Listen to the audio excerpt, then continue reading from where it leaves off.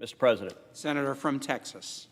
Mr. President, I rise to speak for the generations of Americans who this body is irresponsibly drowning in debt. Now, to be clear, debt is a bipartisan problem.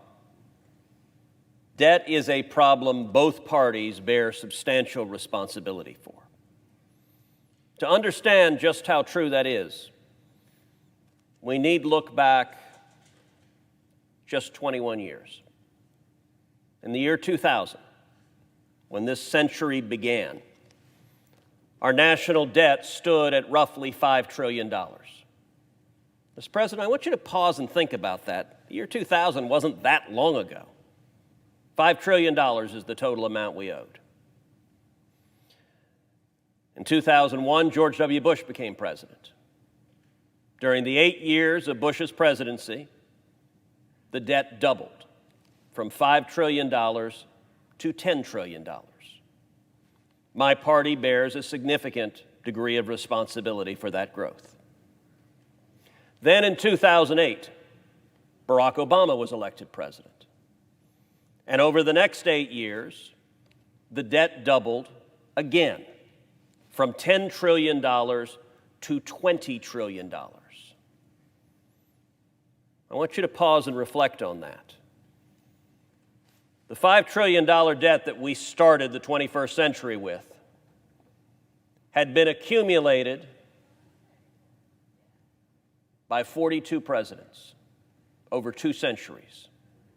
And then 2 presidents over 16 years, one a Republican and one a Democrat, took our debt and increased it by 300%, quadrupled the nation's debt in 16 years.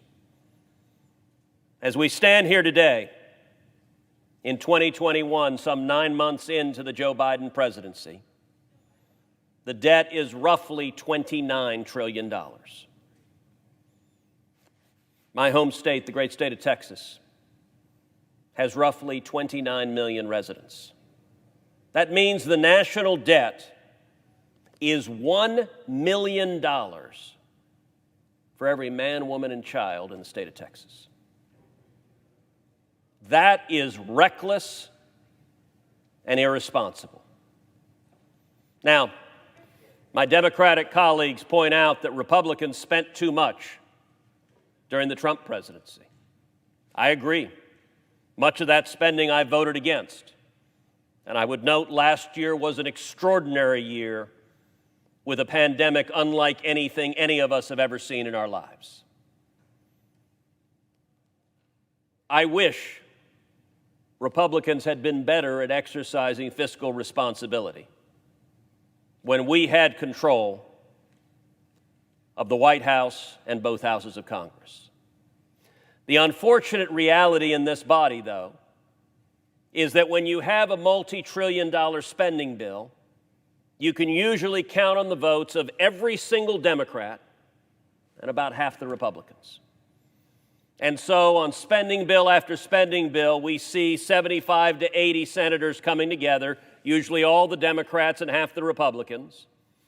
And there are about 20 of us who try to say, why are we bankrupting our kids and grandkids? Why are we digging the hole deeper and deeper and deeper? But that is, at least right now, a minority view in this body. But the fact that my party bears significant responsibility for the debt we have today